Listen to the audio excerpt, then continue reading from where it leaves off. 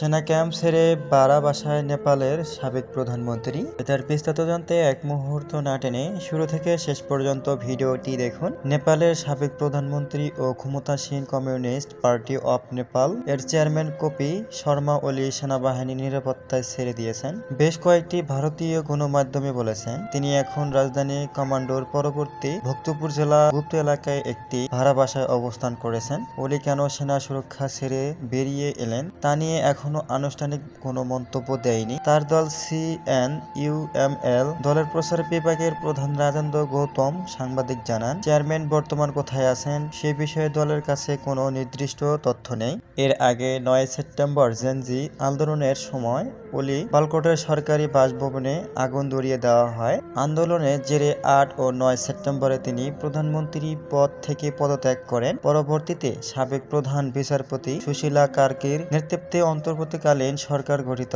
হয়। এদিকে আগামীকাল শনিবার নেপালের সংবিধান দিবস। তার আগের দিন সেনা সুরক্ষা ঘেরাটোপ থেকে বেরিয়ে এসে ওলি নতুন রাজনৈতিক বার্তা দিতে চাইছেন বলে মনে করেছেন বিশ্লেষকরা। তো সুপ্রিয় দর্শক, ভিডিওটি দেখে আপনি কি বুঝলেন জানিয়ে দিন আপনার মূল্যবান মতামত নিচের কমেন্ট বক্সে। অসংখ্য ধন্যবাদ পুরো ভিডিওটি উপভোগ করার জন্য।